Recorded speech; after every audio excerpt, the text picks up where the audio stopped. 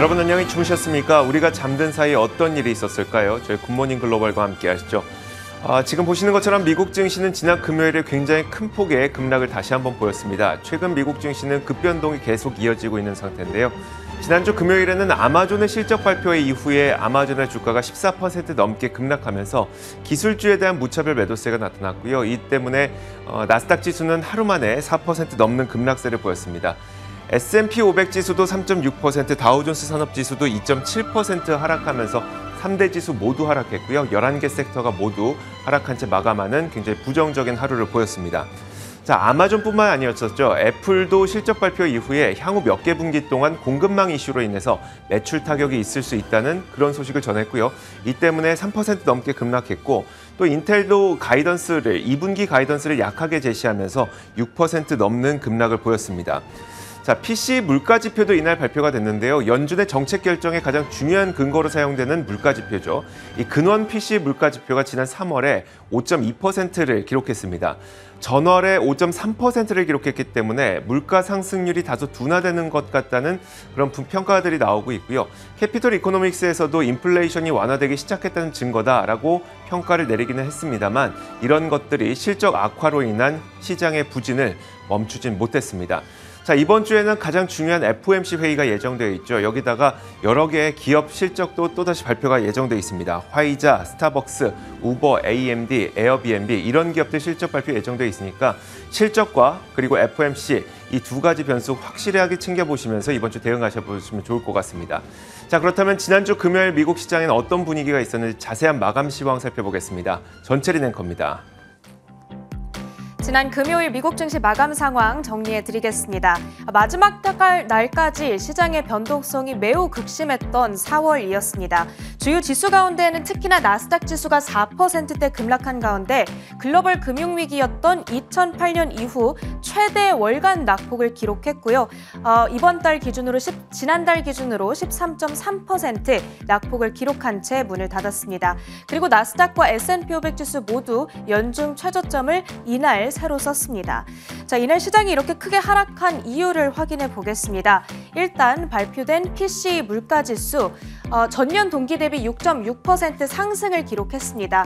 예상됐던 6.4%를 웃도는 수준이었는데요. 이 높은 인플레이션 수준에 국채금리의 상승세도 재개되는 모습이었습니다. 10년물 금리와 2년물 금리가 장중에 높게는 9bp와 12bp의 급등세를 가리키기도 했습니다.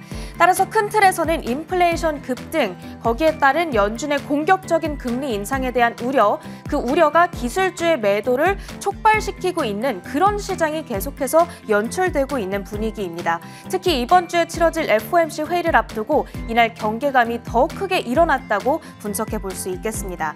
이 개별 종목 기준으로 봤을 때에는 아마존의 폭락세가 시장을 끌어내렸습니다. 7년 만에 처음으로 분기 손실을 기록했다라는 발표에 14% 이상 폭락세를 기록했고요. 2006년 7월 이후로는 본 적 없는 아주 충격적인 하락률이었습니다. 시가총액 3위 종목이 이렇게 크게 빠지다 보니까 지수 전체가 밀려나는 그런 하루였습니다. 그런가 하면 전일 장 마감 후에 실적을 발표했던 애플 역시도 시장에 큰 도움이 되지 못했습니다.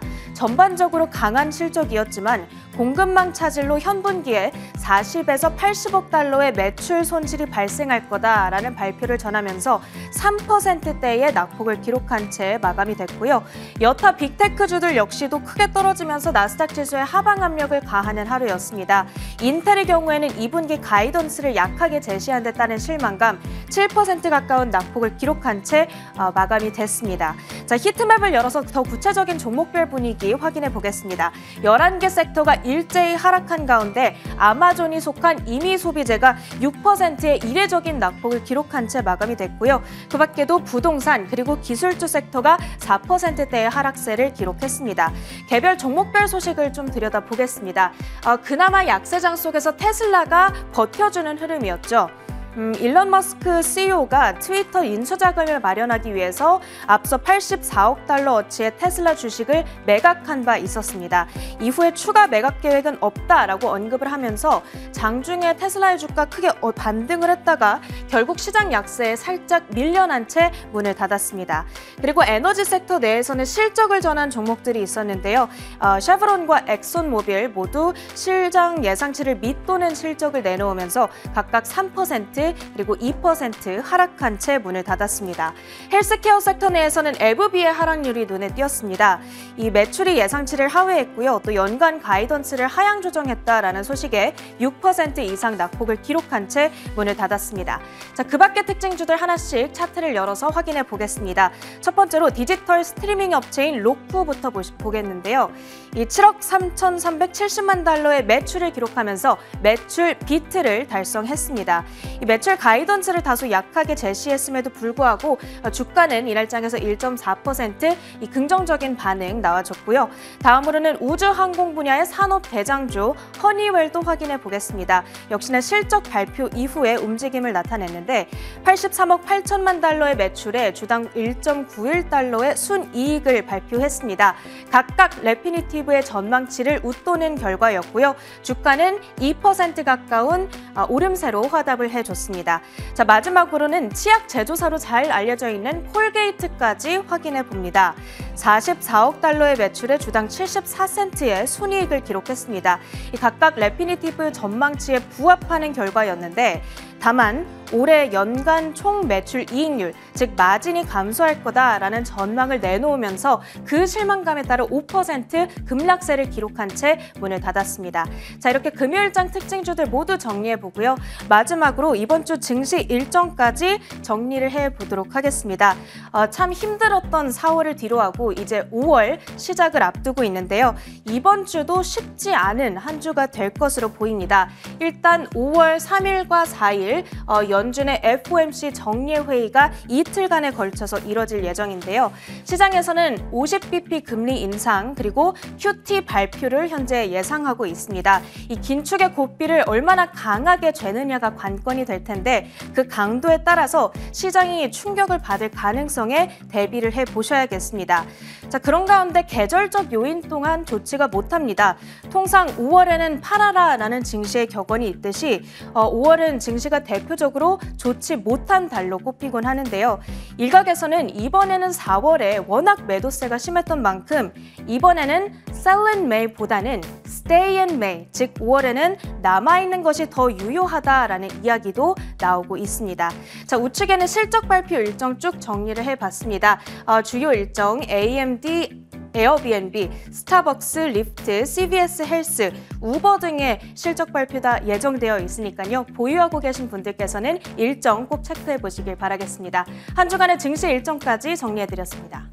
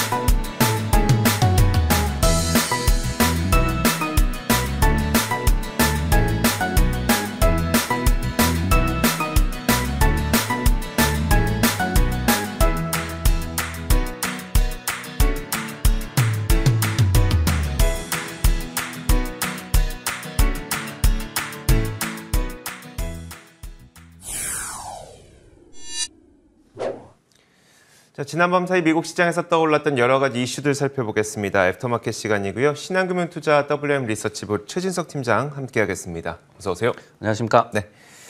자, 오늘도 몇 가지 키워드가 준비되어 있습니다. 첫 번째 키워드부터 만나보겠습니다. 첫 번째 키워드는 바로 이겁니다. 그만해라는 키워드인데요. 사실 그만해 시장과 어떤 관련이 있는 내용일까요? 저희가 이제 최악의 4월을 보냈죠. 그리고 첫 4달간도 굉장히 좀 힘든 그런 한 해를 보내고 있습니다. 그렇기 때문에 시장한테 뭐 변동성이나 뭐 급락장 이런 거를 포함해서 제발 그만해라고 좀 외치고 싶은 그런 상황인데요. 저희 마음과 똑같네요. 네, 그래서 그렇게 키워드를 좀 설정을 해봤고, 근데 이제 더 좀 악재가 좀 다가오고 있는 것 같아서 이 부분을 좀 짚어보고자 합니다. 뭐 월가의 오래된 격언이 있죠. 셀린 메이, 5월에 매도설이 또 도래하고 있다. 이런 부분을 좀 짚어볼 필요가 있을 것 같은데요. 미국 증시의 좀 역사를 본다면은 11월에서 이듬해 4월간의 증시의 그 성과가 가장 좋았습니다. 그렇기 때문에 이제 5월에는 미리 좀 팔고 떠나라는 그런 매도설이 득세하기 마련인데요. 올해도 과연 그럴까? 뭐 매년 그랬지만은 올해도 좀 논란은 있을 것 같습니다. 어떻게 될지에 대해서요.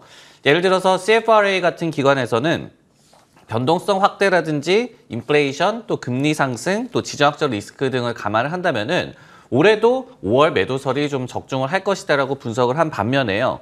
이런 또 반대 의견도 있습니다. 3월에 어쨌든 간에 인플레이션이 좀 피크 기미를 보였고, 그리고 여러 가지 긴축과 관련 악재는 선반영됐다. 그렇기 때문에 5월에는 오히려 시장이 좀 반등할 수 있을 것이다. 이런 의견도 좀 나오고 있습니다. 여기에 더해서요, 저희가 달별로 따졌을 때는 5월에서 10월까지의 증시 성적이 그렇게 또 나쁘지 않았다라는 데이터도 나와 있습니다. 예를 들어서 야디니 리서치의 자료에 따르면요. 지난 1928년 이후에 5월에는 S&P 500 지수가 평균적으로 0.1% 하락하면서 두 번째로 성적이 나쁜 달인 것은 맞았습니다. 하지만은 7월에는 1.6% 상승하면서 최고 성적을 기록한 바가 있었고, 그리고 6월과 8월도 각각 0.8%, 0.7% 평균적으로 상승을 하면서 이 기간 동안 양호한 성적을 기록한 달도 많았다는 데이터도 나와 있습니다. 네, 알겠습니다. 자, 그러면 이제 5월의 첫 주 증시 방향을 가르게 될 건 아무래도 FOMC 회의가 될 텐데, FOMC가 가장 또 중요한 근거, 정책 결정의 중요한 근거로 삼는 게 물가 아니겠습니까? 최근 물가 상황에 대한 진단과 함께 연준의 정책은 그러면 얼마나 더 가속화될 것인지, 이 부분에 대해서 월가는 어떻게 예측하고 있을까요? 네, 지난 이제 금요일에 3월 근원 PC 가격 지수가 나왔죠. 근데 YY 기준으로 5.2% 상승이었습니다. 네. 물론 이제 수십 년 만에 최고기는 했지만은 2월 그리고 예상치를 모두 다 좀 하회하는 수치였기 때문에 다시 한번 좀 피크 기미가 보이고 있다라는 분석이 조금씩 나오고 있는데요. 캐피털 이코노믹스 같은 기관에서도 이번 지표가 인플레이션 완화가 시작됐다는 추가적인 증거다라고 얘기를 하면서 연준의 예상보다도 빠르게 인플레가 완화될 것이다라고 분석을 제시하기도 했습니다. 다만 이제 이번 주에 FOMC가 좀 예정이 돼 있는데 이런 물가 지표가 연준의 긴축 노선을 돌릴 정도는 아니다라는 게 또 중론인데요.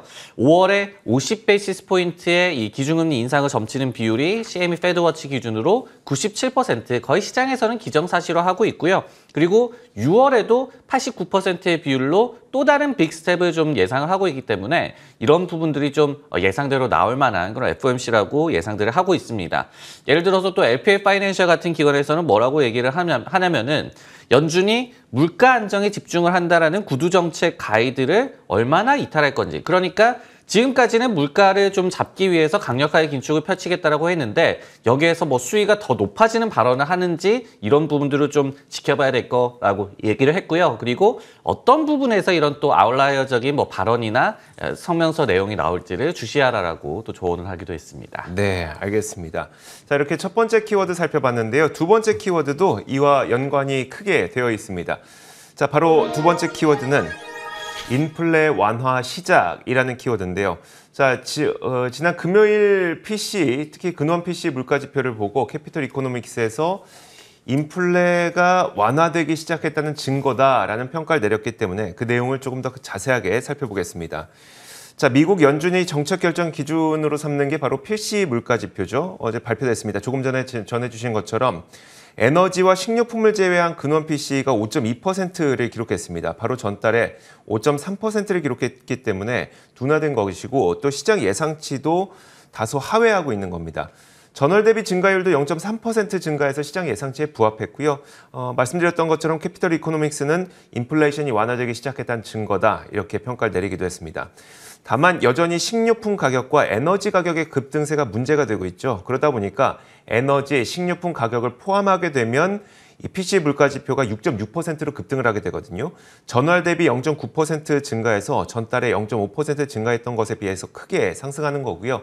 다시 한번 1982년 1월 1일 40년 만에 가장 빠른 물가 상승을 보여주는 겁니다.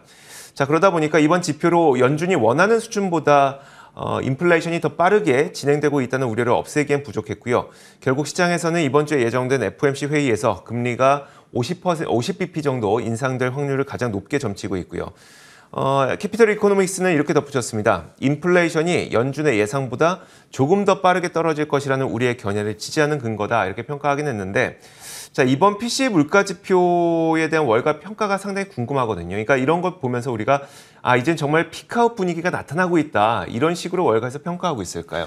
물가가 피크는 맞는 것 같습니다. CPI도 그랬고요. 이번 PC 가격 지수에서도 이런 부분들이 나타났는데 특히 이제 PC 같은 경우에도 YOY 상승률이 근 1년 만에 떨어졌거든요. 이런 부분들을 보면은 분명히 그 상승률은 둔화하고 있는 것은 맞는 것 같은데 뭐 한 두 가지 정도를 저희가 생각을 해봐야 될 것 같습니다. 첫 번째로 피크아웃이 되더라도 이게 갑자기 연준의 목표치인 뭐 2%대까지 회귀하지는 않을 것이다. 그러니까 낮아지기는 하겠지만 그 상승률 자체가 절대적인 수치로 굉장히 높은 수준이 유지가 될 것이다라는 점이고요. 두 번째는 뭐 그렇기 때문에 이제 연준의 기축 노선의 변화가 없을 것이다라는 게 이제 시장의 중론이다라고 이해를 하시면 좋을 것 같습니다. 이를 또 뒷받침해 주는 것이요. 인플레이션이 굉장히 좀 가파르게 나타나고 있음에도 불구하고 미국의 소비 경기는 견고하게 유지가 되고 있다는 점이다라고 월가 전문가들은 얘기를 하고 있는데요. 예를 들어서 3월의 개인 소비 지출, 역시 뭐 PC 지표죠. 이거는 가격 지수가 아니고 1.1% 증가를 했는데 전달에 0.6% 증가 그리고 컨센서스 0.7% 증가를 상회하는 굉장히 견고한 소비 지표가 나왔습니다. 그러다 보니까 이런 부분들이 결국은 지금 인플레이션을 잡더라도 어떤 소비 경기가 나빠지지 않을 것이다라는 점을 뒷받침을 하고 있고요. 특히 이제 서비스 소비가 좀 살아나고 있고 여기에 더해서 미국의 임금 상승률도 높게 좀 유지가 되고 있기 때문에 이런 부분들이 좀 복합적으로 물가 피크에도 불구하고 연준 긴축 속도가 줄어들지는 않을 것이다라는 주장들을 뒷받침하고 있는 것 같습니다. 네, 알겠습니다. 자, 이제 당장 이번 주에 FOMC 회의를 통해서 이 연준의 정책 결정이 예정되어 있기 때문에 이 부분이 어떻게 반영되는지도 한번 지켜보겠습니다. 자, 이어서 세 번째 키워드 공개하겠습니다. 세 번째 키워드는 바로 이겁니다. Not 2022 그리고 2023도 아니다. 뭐 이런 얘기인데요. 2022년도 아니고 2023년도 아니다. 반도체가 어떤 내용일까요? 네, 이제 반도체 쇼티지 해소 전망이 계속 밀리고 있다라는 말씀을 드리고 싶어서 이런 얘기를 했는데요. 뭐 좀 제 위주의 키워드를 선정한 건지는 모르겠는데 이것도 인터넷 밈 중에 하나입니다. 네네. 그 농구에서 슈퍼팀을 결성을 하거든요. 슈퍼스타들이. 그래서 우승을 몇 번 할 것이냐라고 물었을 때 not one, not two, 뭐 not many times 뭐 이렇게 얘기를 하는 그런 밈이 있어요. 그래서 저만 모르는 거예요. 다들 알고 근데 뭐 계실 저가 또 이런 스포츠를 좋아하기 때문에 아는 거일 수도 있고 아무튼 저는 그거를 떠올리면서 이제 밈과 관련된 그런 키워드를 선정을 해봤는데 어쨌든 간에 이제 반도체 쇼티지 해소 시점에 대한 전망이 계속 좀 밀리고 있고 이제는 2024년을 생각해야 될 시점이다 이런 말씀 좀 드리고 싶은데요. 이게 이제 인텔 CEO의 입을 통해서 나온 그런 발언입니다.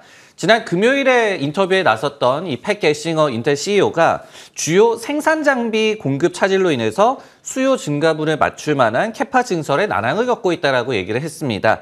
이 때문에 기존에는 2023년 정도를 점쳤었는데 이것과 대비해서 밀림 2024년까지도 반도체 쇼티지가 지속될 것이다라고 보고 있다라고 분석을 했고요. 게싱어 CEO는 또 장비사와의 관계 구축에 자신들도 엄청난 투자를 하고 있다. 그러면서 모두가 힘들 것이다. 우리는 그나마 좀 나은 포지션에 놓여 있다라고 발언을 또 덧붙였습니다. 쇼티지의 해소 시점에 밀린 것도 그렇지만 장비 부족이라는 문제도 새롭게 지적됐다고 해요. 그러면 이제 이 관련 업계의 상황은 현재 어떤 상태인 건가요? 네, 사실은 이제 게싱어 CEO가 보다 근본적인 문제를 좀 제기한 셈이다라고 아니면은 상기를 시킨 셈이다라고 이해를 하면 좋을 것 같은데요. 실제로 물류난이 결국은 장비 부품에도 쇼티지 문제를 좀 발생을 시키고 있기 때문에 이런 부분들이 좀 문제로 지적이 되고 있습니다. 실제로 또 주요 장비의 지금 리드 타임이 1년 반 정도다. 1년 반 정도는 기다려야지 장비를 받을 수 있다. 이런 얘기가 업계에서 좀 나오고 있고요. 그리고 이제 최근에 실적을 발표를 했던 이 세계 유일의 극자외선 노광 장비 EUV 생산업체 ASML의 얘기도 비슷했습니다. 약간 2년 정도 더 반도체 쇼티지가 이어질 것이다라고 얘기를 했는데 경영진이 역시 자신들도 부품 공급에 난항을 겪고 있음을 좀 지적을 했어요. 예를 들어서 독일 업체에서 렌즈를 공급을 받고 있는데 공급 차질이 있기 때문에 장비를 빨리 만들 수 없다. 그러면서 훨씬 더 많이 부품이 만들어져야 한다라고 호소를 또 한 바도 있었습니다. 그럼 이런 내용은 우리가 어떻게 이해를 하면 좋을까요? 일단 쇼티지가 계속된다는 거는 그만큼 공급보다는 수요가 많다는 것이기 때문에 긍정적으로 봐야 되는 건지 아니면 그 수요는 있지만 공급을 못해서 못 팔기 때문에 부정적으로 봐야 되는 건지 어떻게 봐야 될까요? 어떻게 본다면은 이 원래는 공급이 좀 부족하게 되면은 칩 업체도 좋을 것이고 그리고 장비 업체도 자신들이 공급을 하는 것에 비해서 수요가 굉장히 폭증을 하게 되면은 좋은 거잖아요. 네네. 근데 지금의 좀 분위기는 좀 해도 너무하다라는 거죠. 반도체 칩 업체 입장에서는 수요가 굉장히 좋기 때문에 자신들이 빨리 많이 만들어서 실적에 대한 업사이드를 더 만들어야 됩니다. 근데 이런 부분들이 좀 가로막힌다는 점이 좀 중요하고요.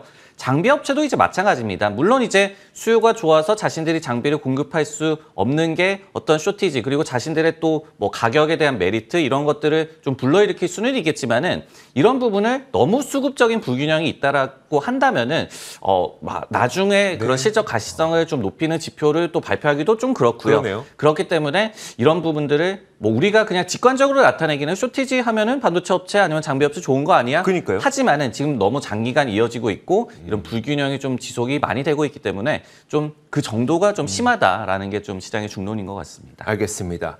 자, 이어서 마지막 키워드 보겠습니다. 마지막 키워드는 이겁니다. 도박장 내지는 도박판이라는 이야기를 워렌 버핏이 주말 사이에 했습니다. 주말 사이에 전 세계가 주목하고 있는 워렌 버핏, 버크셔 해서웨이의 주주총회가 있었는데요. 자, 워렌 버핏은 그동안 시장이 거의 도박장이었다고 지적을 했습니다. 하지만 우리가 직관적으로 납득하는 그 내용과는 약간은 좀 달랐는데 어떤 내용인지 한번 살펴볼게요. 불과 지난 2월까지만 하더라도 워렌 버핏은 시장에 살만한 주식이 없다고 얘기를 했습니다. 하지만 그 직후에 완전히 달라졌죠. 보험사인 엘러간이라든지 원유 기업인 쉐브론과 옥시덴탈, 또 PC 기업인 HP 이런 기업들에 대한 공격적인 투자가 지난 1분기 동안 진행됐습니다. 과연 어떻게 된 일일까요? 주말 사이 주주총회에서 워렌 버핏은 지난 수년 동안 주식시장은 도박판과 같았다고 지적했습니다. 가격 책정이 잘못된 기업들이 너무 많았다고 설명을 한 건데요. 그러면서도 이것이 좋은 효과가 딱 한 가지가 있었는데 바로 그들로 하여금 저평가 기업을 찾을 수 있게 도와줬다고 얘기를 했습니다. 자, 어쨌든 그러다 보니까 저평가 종목을 아주 잘 고를 수 있었던 시점이 지난 1분기였다는 거죠. 그래서 지난 1분기 동안 공격적인 매수에 들어갔고 결국 불과 한 분기 전까지만 하더라도 1,490억 달러에 육박했던 버크셔 해서웨이 현금 보유량이 이제는 1,000억 달러대로 크게 내려앉았습니다. 특히 이번 실적 발표와 주주총회에서 눈에 띈 부분은 바로 원유 기업인 쉐브론의 비중을 크게 늘린 건데요. 2021년 말까지만 해도 약 45억 달러에 불과했던 쉐브론의 지분 규모가 이번에 공개된 바에 따르면 거의 6배 늘어난 259억 달러까지 이르렀습니다. 결국 쉐브론은 애플과 아메리칸 익스프레스, 뱅크 오브 아메리카에서 워렌 버핏이 투자하고 있는 포트폴리오 빅4 종목에 쉐브론이 포함이 된 겁니다. 자, 이외에도 뭐 다양한 이야기가 나왔습니다. 인플레이션은 모두의 돈을 갉아먹는다. 그리고 비트코인에 대해서는 왜 안 믿는지에 대해서 아주 광범위한 자세한 설명을 또 하기도 했었고요. 자, 여러 가지 이야기가 왔었는데 저는 무엇보다 궁금한 게 이 빅4 종목에 새롭게 편입된 거라고 보기는 어려워요. 네. 따로 빅4가 있는 건 아니니까. 어쨌든 네 번째 종목까지 쉐브론의 비중이 크게 늘어났거든요. 이 쉐브론에 대한 월가의 평가가 요즘에 어떤지 한번 궁금해지더라고요. 옥시덴탈 페트롤리움 지분 매입을 한 데 이어서 쉐브론 지분도 대규모 확대를 했다. 결국은 이 워렌 버핏이 장기적인 국제유가 상승에 배팅을 하고 있다. 물론 이제 더 자세한 내막은 좀 더 들여다봐야 되겠지만은 큰 그림에서는 이제 에너지 섹터에 배팅을 하고 있다라고 좀 쉽게 이해를 하시면 좋을 것 같고 지난 금요일에 이제 쉐브론이 이익 측면에서 실적 미스가 나면서 주가가 3% 정도 하락을 했죠. 하지만은 섹터 전반에 대한 분위기는 아직까지도 좋은 것 같습니다. 예를 들어서 JP모건에서 최근에 에너지 업종이 작년에도 그렇고 올해도 YTD 기준으로 굉장히 시장을 아웃퍼폼하고 있음에도 불구하고 여전히 자신들이 가장 확신을 하고 있는 비중 확대 종목이다. 컨빅션이 하이스트 그런 레벨이다라는 그런 얘기를 했거든요. 그러면서 이 같은 의견을 그대로 유지를 했어요. 그러면서 시장은 여전히 이 에너지 섹터의 펀더멘털 개선 그 정도를 과소평가하고 있다라고 얘기를 했습니다. 골드만삭스도 최근에 보고서를 통해서 원유와 가스 생산 활동이 수년간 좀 위축이 되었었는데 지금 다시 한번 뭐 더블 디짓 성장, 뭐 두 자릿수대의 성장이 가능한 터닝 포인트를 또 맞고 있다라고 얘기를 했거든요. 이 양 기관도 사실 뭐 쉐브론을 꼭 집어서 뭐 수혜주다라고 얘기를 한 것은 아니지만요. 네. 어차피 섹터는 같이 가게 되는 것이고 그리고 또 지정학 리스크가 아니더라도 에너지 섹터가 굉장히 근본적으로 좋다라는 의견이 나오는 것이 뭐 쉐브론 입장에서도 뭐 우호적이다라고 평가할 수가 있겠습니다. 네, 알겠습니다. 자, 이렇게 지난 밤사이 그리고 지난 금요일 미국 시장에서 어떤 일들이 있었는지 살펴봤습니다. 애프터마켓이었고요. 신한금융투자 WM 리서치부 최진석 팀장 함께했습니다. 고맙습니다.